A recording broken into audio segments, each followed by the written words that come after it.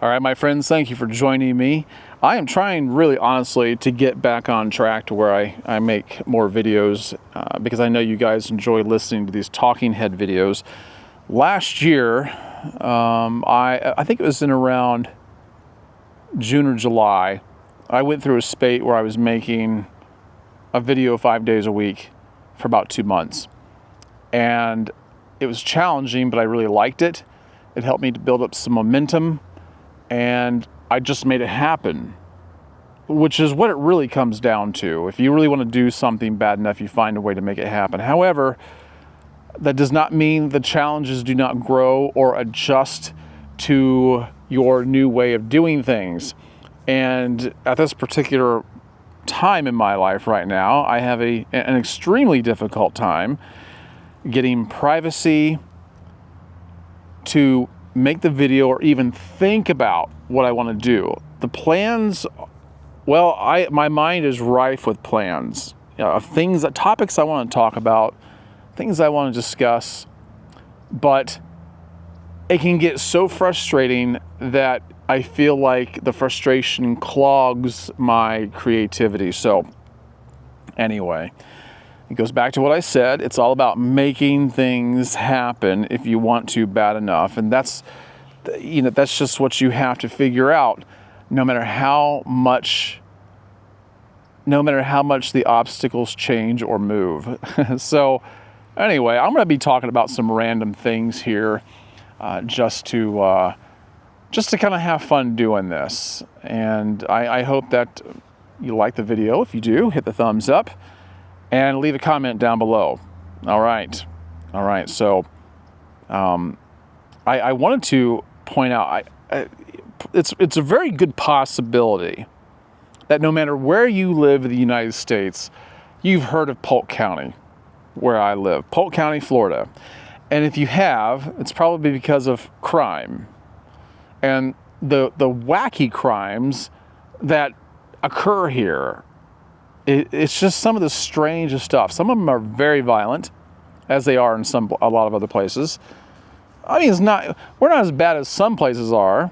Hopefully we won't get that way, but we've had our fair share of them, and they do make the news quite a bit. And probably you've heard of Grady Judd, our local sheriff. He's been the sheriff now for a long time. He's very well liked, and he's also very much hated, depending on what side of the fence that you're on. But he does a fantastic job of capturing people that ought to be caught, But here's a piece of weird news that I found that actually occurred last year. I don't know how I missed it, but this is the kind of wacky stuff we get here. And I don't know what to say. I don't know what to say for Florida. And I don't know what to say for Polk County in particular, but get a load of this. This article is from the Associated Press. It was posted last January 4th of 2023. So it's over a year old. But here's what it said. 2 people in Florida were arrested after one of them made a 911 call to get help with moving their belongings from a home they were burglarizing, authorities said. Deputies responded to a home Saturday after a 911 call was made, but nobody spoke, the Polk County Sheriff's Office said. At the home, the deputies concluded that nobody lived there, but they found a male suspect and his girlfriend inside the home after entering it through an unlocked door. So probably attempting to squat here or something, but it was owned by somebody. I don't know. There's a lot of that goes on around here. Deputies had been searching for the male suspect after identifying him from security video as a burglar at a Dollar General store in Poinciana. Now, Poinciana is not in Polk County, but where several items were stolen earlier in the day, the sheriff's office said in a statement. Poinciana is about 35 miles south of Orlando. At least I don't think Poinciana is in Polk County. Pretty sure it's not. But that's where he robbed a Dollar General store. Burgled. That's how they put it. Burgled. I don't know if there's a difference. While talking to deputies, the female suspect told them that she had called 911 for the purpose of having law enforcement help them move their belongings from the house they were burglarizing. Yeah, I don't doubt it. I mean, seriously, I don't doubt it. They also wanted to get a ride to the airport so they could spend the weekend in New York, the sheriff's office said. Listen, if I would have heard this would have worked out for them, I might be calling them myself. Deputies did help them with their belongings and did give them a ride, but it wasn't to the airport. It was to the Polk Pokey. Now that sounds like Sheriff Grady Judd right there. That's what he posted on Facebook. And they are welcome to stay there all weekend long. The Polk Pokey is much better than New York anyway. The male suspect was charged with burglary and theft related to the store and also burglary of a residence. The female suspect was charged with burglary of a residence, according to the sheriff's office. Yeah, listen, I could give you tons of these that spill out of Polk County. But Florida in general, I don't know, man. It's like a haven for crackpots. I mean, really, there's some pretty weird things that go on down here. And there's a lot of different elements that occur in Florida that don't occur in other places that kind of contribute to this. Like, for instance, alligators. You know, people running from the cops, jumping into the water, getting an arm bit off the alligator because they were running. It's just, yeah. I mean, seriously, they found bodies that alligators have pretty much decimated because of people running from the law. So things like that. A Dollar General store. Why would you need to burglarize a Dollar General store? It's so cheap you could buy anything you wanted. I mean, really, with chump change. But that's like asking, why do people steal Bibles? The Bible is the most stolen book in the world. Seriously. Does that make sense? It just does. I mean, it doesn't make sense, but it is what it is. Anyway. So, anyway, I was thinking today about what is a question that you'll probably never hear asked. If you can think of one, I'm going to give you one, but if you can think of one yourself, put it down in the comments below. But here's one. No, I don't think you're ever going to hear anyone ask, what is the definition of definition? Someone from Polk County might. I haven't heard it yet. I don't even know if a lot of these people even know big words like definition. Now, I'm scoffing at Polk County residents, but there's a lot of good people here. I mean, not if you ask my wife, but there is a lot of good people here. I'm just picking on us, you know? I love living here. I really do. I've been here since 1986, but anyway, let me get off of that. Definition. What is the definition of definition? Well, it's the, here, let me do this right here. I did look this up just so that I wouldn't sound stupid in trying to define it, but it's a statement of the meaning of a word or word group or sign or symbol. Now, I know you know that. Hear me out here. It's a statement expressing the essential nature of something. Oftentimes, we'll say something about a defining moment, someone else's defining moment, or our defining moment. It's something that we've said or done, particularly something that we're proud of, that we hope will capture the essence of who we are so that it will stay etched in someone's memory. Our defining moment. It's when we found out who we are and what we're made of, right? At least we hope that's what people perceive. All right? It's the action or the power of describing. The action or power of describing, explaining, or making definite and clear. One of the habits I have found myself falling into a long time ago is that when I say something, I'll oftentimes repeat it by using the same exact words or in other words. And I do that because I want to make sure that when I communicate, people understand me clearly. Whether or not that actually occurs, it's my intent to be understood clearly because I know what it is to listen to people talk and think that I knew what they were saying and found out that I really didn't. And or also, I also know what it's like to read books and feel like the author is not being very clear, and that's very frustrating to me, and I think maybe I'm the one that's kind of stupid. And then I realize they have a responsibility to make themselves clear, to define things. And when I talk to people, well, let's just say when you and I talk to people and maybe they're somewhat combative, confrontational, and you feel like they don't mean well, they don't have good intentions, it's very important to listen to exactly what they say and ask them how they define their words, how they define their accusations or the criticisms that they're leveling against you, because you need to know how to address them. That's what they do in the court of law. So definition is absolutely critical. The power to be able to define, the ability to discern is absolutely paramount. Maybe I shouldn't have used that word. Maybe that needs a definition. Not a lot of people throw that around, and I don't throw it around lightly, but it's just about being clear. It's about, one of the definitions here is clarity of visual presentation, a sharp demarcation of outlines or limits. The definition is all about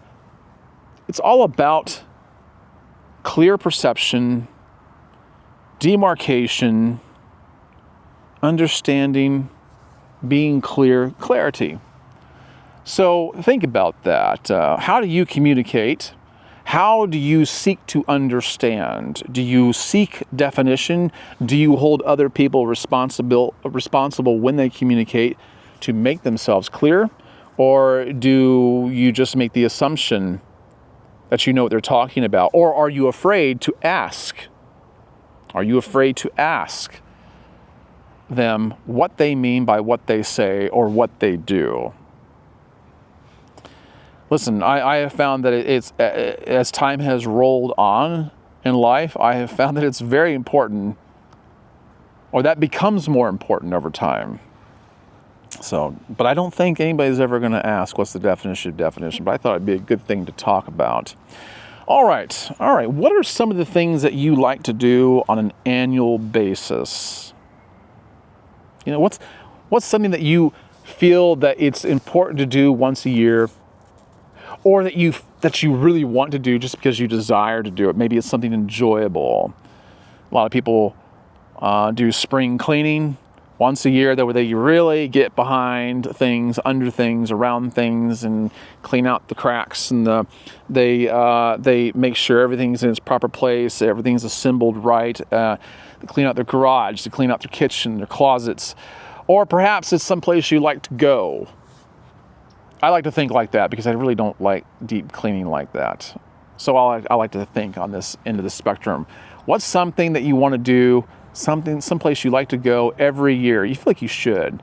Well, for my wife and I, we say all the time, we want to make going to St. Augustine once a year a thing. And we don't, but it's always our intention to do that. And now that I've got this new car, I want to go to a lot of places, not just St. Augustine, but St. Augustine. If you've never been to St. Augustine, Florida, you really ought to go. You'll understand why I'd want to go like once a year. It's just, there's a lot to do there, a lot to see, a lot to experience. And now that I've finished reading a book, a tremendously good book called Brilliant Beacons, about the history of American lighthouses, now I want to go back even more, because the St. Augustine Lighthouse is absolutely beautiful, and then south of there is the Ponce de Leon Lighthouse, which is a little bit taller than the St. Augustine Lighthouse. But I love lighthouses, and now I want to go everywhere where there's lighthouses, especially Michigan. I've been to a few up there. They have more than any place else. I'm not trying to get off on that, but what are some of the things you want to do on an annual basis that you feel like you need to do, or you just want to do? So recently, my wife and my family and I, we went to the sci-fi festival. I'm not a big sci-fi guy, but I enjoy going to things like that. I've never been to a Comic-Con, but the sci-fi festival we went to was in Bartow, a small town just south of where we live. it just takes us 5 minutes to get there. And the first year we went there, it was a dud. There's only like a couple of things there. Now this thing is huge. It's just huge. Last year, I think it was last year, I got to see the guy who played Eddie Munster. There are people there from shows like Face Off, The Walking Dead. And this year that I went, I did see the guy from, we did see a guy from Face Off, if you're into that show, special effects stuff. And the other guy from The Walking Dead. And there's a few other people. But I got one thing really got a kick out of was there's a man there named Richard O Hallerin. I believe I'm saying that right. I'll put his picture on the screen. He was, you would know him as the villain, was it Nor? Nor or Nod? I think it was Nor. He was one of the three villains in Superman 2 that we know with Christopher Reeve in it. And you had Zod, you had Nor, and then you had the woman, I can't remember what she was called. Anyway, his character was the very tall, mute character, very strong looking. And so when I saw him, I was like, I can't believe I'm seeing this guy. I loved Superman 2. It was just a fantastic, fantastic movie. I thought so, at least. I don't think I ever saw Superman 3, but the first two, I really liked Christopher Reeve as Superman. And so I started talking to this guy, and he had pictures, like boxing pictures, and come to find out, he used to be a professional boxer, retired in 1974. He's in the California and New Jersey Boxing Hall of Fame. He had lost to George Foreman, and he had lost to Ken Norton. And he was supposed to fight Muhammad Ali, but before he fought Muhammad Ali, he was scheduled to fight another man. I can't remember his name. I'll put that up on the screen likewise. And but he lost that individual. He lost that man. And so that man went on to fight Muhammad Ali. And then O'Hallerin was scheduled.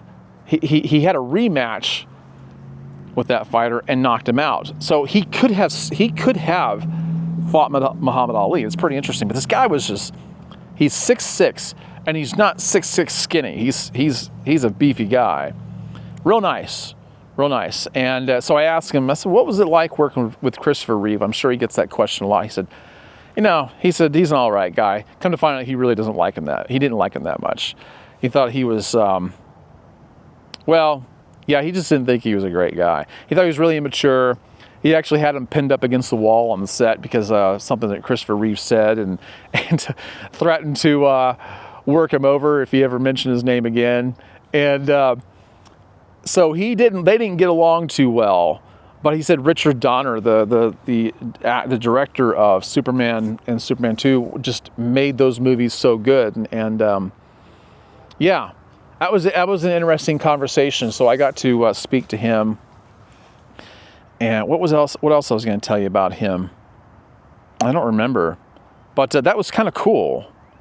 I shook his hand, and of course his hand was just enormous. But he's played in. I asked him how many movies he's played in. He goes, about 3 other ones. I'm like, no, he's played a lot more than that.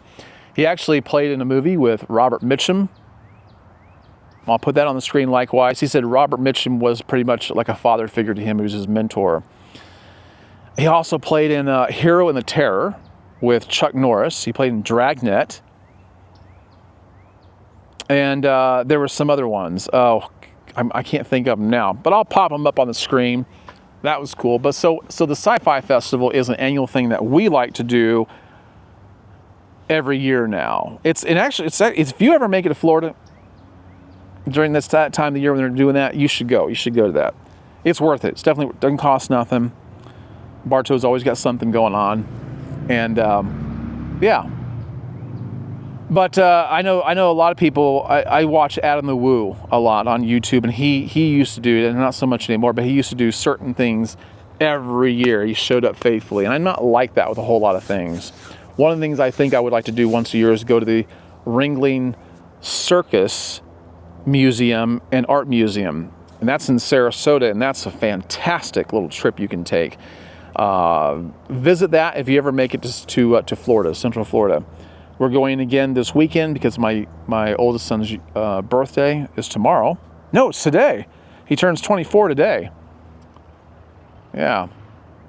And so that's what he wants to do. He wants to go to the Circus Museum again. And they have this big mansion that John Ringling lived in there. You can tour. I think you can take like a $25 tour, just, walk around on the bottom floor and see everything. That's pretty cool. But you can take a $40 or a $50 tour. I think it's $50, where you go on the second floor, and it's much more. It's about a 40-minute tour. It's really, really cool. And it sits on the water. You get to see, where John Ringling lived and everything. It's quite an experience. Yeah. So let me ask you this. Let me bring up something else. Like I said, this is going to all be totally random. Do you have things in your life that you need to abandon? We oftentimes hear about people having abandonment issues, right? Whenever someone's relationship begins to feel fragile, one of two individuals in the relationship might start feeling shaky and go, "Oh no, you're not going to leave me, are you?" And they have abandonment issues because of, previous traumas, right? We think of the word abandon as something quite negative, but I think it could actually be something very positive. And then what I want to ask you is there anything in your life that you need to abandon? In other words, what do you have going on in your life that is causing you undue pressure and anxiety, bringing you down, making you feel bad, that only has life because you have breathed life into it? In other words, are you involved in something that takes up your time, your resources, and it's only because you felt like, well, it's the right thing to do, but have you ever sat down and thought to yourself, is it necessary? Is anybody else putting this pressure on me? Is this something that's clearly only of my own making because I have certain assumptions or certain presuppositions? I am watching an ant crawl across my camera, so if you see anything go across the lens, it's an ant. But do you have anything going on in your life that you might need to jettison? Seriously, think about it. There have been things in my life that I go, I like doing certain things, or I feel like I've gotten into a pattern with something that I need to perpetuate. But is there a return on investment? Is there a payoff at the end? Is it contributing anything to my life? Is it worthwhile? Because sometimes we do things, one, just because we feel like we need to stay busy. Two, because we need a distraction to avoid having to confront other things. Or maybe we just got sucked into something that we don't need to be a part of. It could be drama in a relationship. Do you find yourself in a toxic repeating cycle? Like I said, that only has life because of you. We don't need to abandon, living things unless it's a toxic person that you're involved with. I'm not talking about abandoning family, abandoning your job. I'm not talking about living things. I'm talking about things that you've put on yourself. I think sometimes it's important, maybe once a year, to sit back, take time to think, what am I doing? What am I involved with?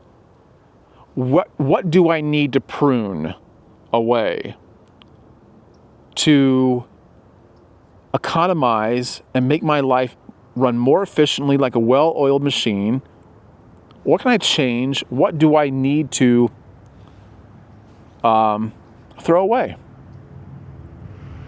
And I'm asking you because I don't think I've ever quite put it this way, and perhaps you're hearing this at just the right time.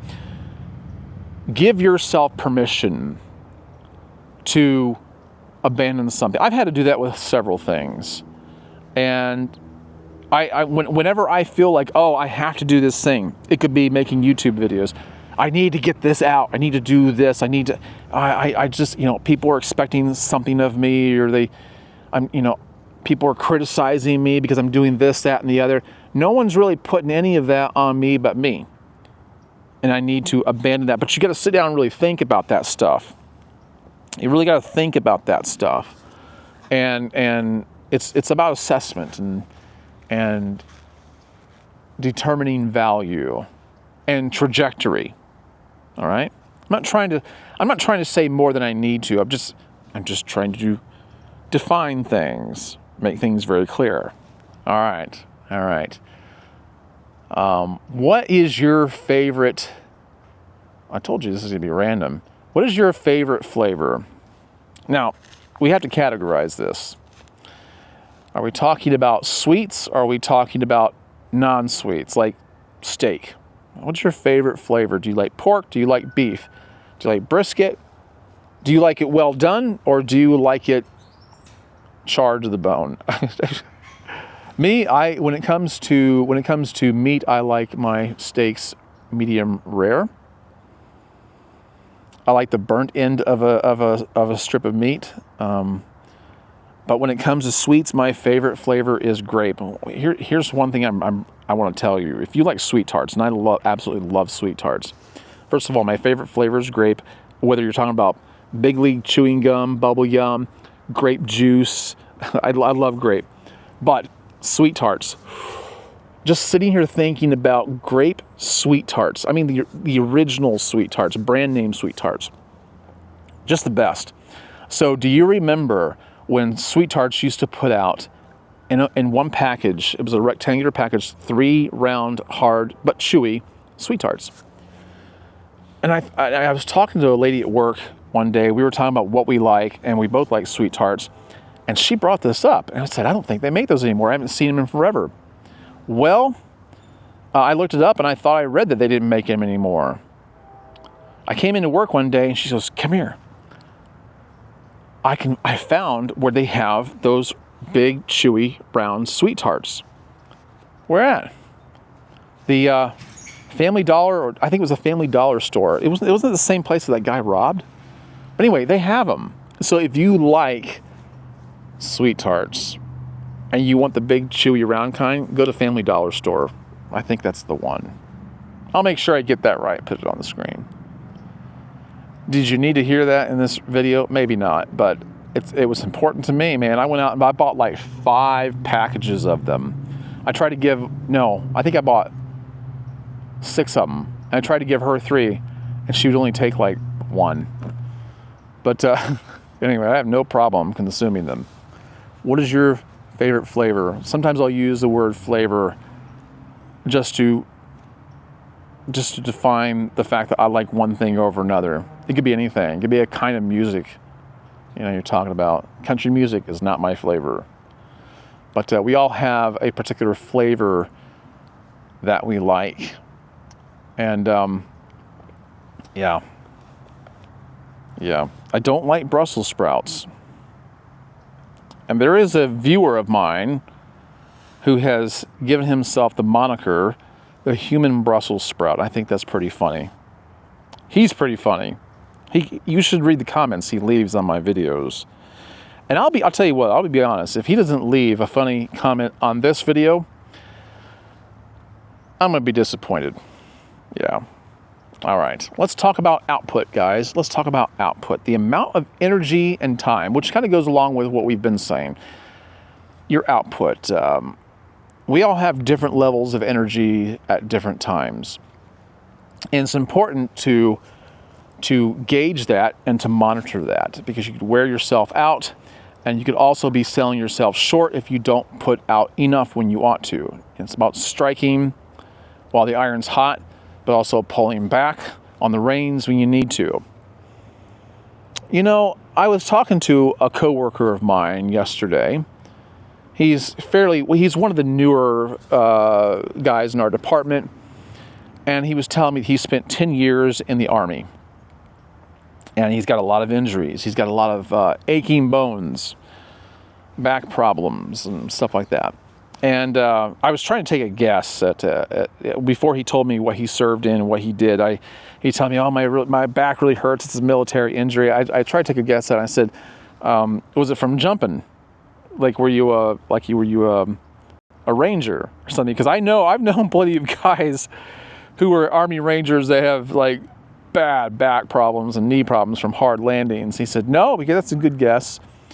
No, he served in some other capacity, but he was in the military for 10 years, and he was over in Afghanistan, but he told me about all the drills they always made him do, like every month.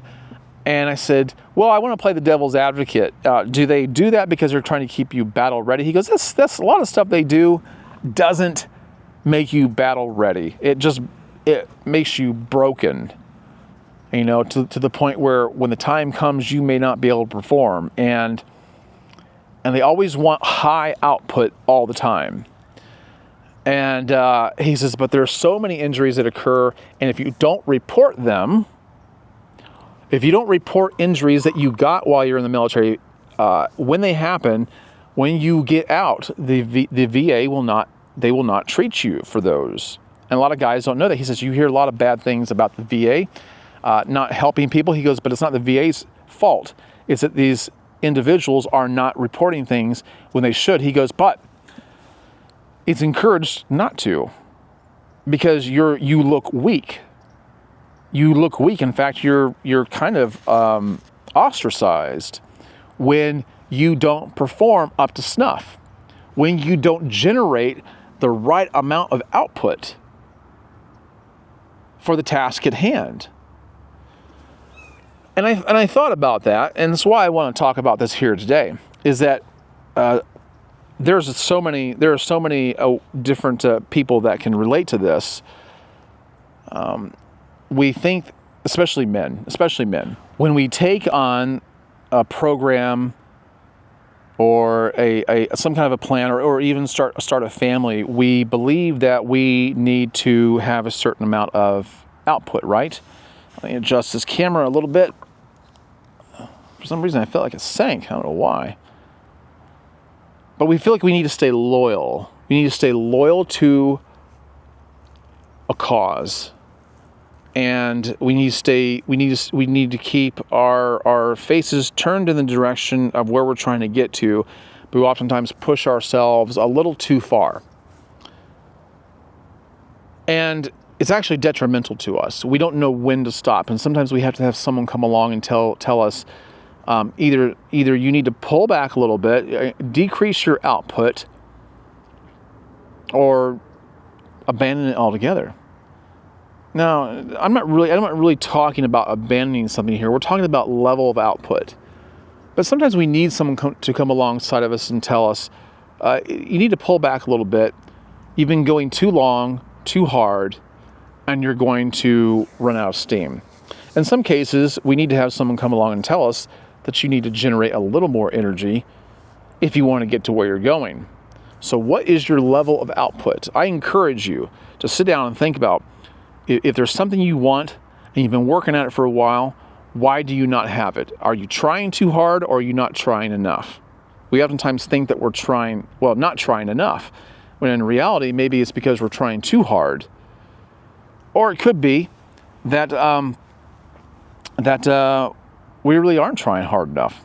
You know, I can't say for you, but I do have to, and I think a lot of people do this, I do have to sit back on many occasions and wonder how I could be doing things different. And, sometimes greater output doesn't yield greater results. But don't wear yourself out regardless. I hope that you really stop and think about some of this today and ask yourself, how much different could my life be if I just did an evaluation and was willing to be a little more flexible one way or the other and adapt. And that's really hard for a lot of us to do. It's easier to have our course charted out for us and to go, I'm gonna run this thing 100 miles per hour or until the wheels fall off, whichever comes first, until I get what I want, the wheels fall off, whichever comes first. And it's easier to do that because you don't have to think about it as much. But you may not always be doing what's best for you or for the people that you care about if it involves them. You may not always be doing what's best for your health. So Anyway, these are just some of the things I thought about today, and I thought I'd share them with you. Yes, it's meant to be a longer video. I am just so thankful that you have made it this far. Like I said, please hit the like button. Subscribe if you haven't done so already. If you want to donate to this channel, you can hit this. You can tap on the PayPal link down below, or hit the Super Thanks button, which is down there right with all the other buttons that you see down below this video.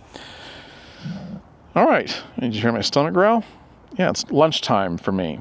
So I hope that I see you guys in the next video. In the meantime, be wise.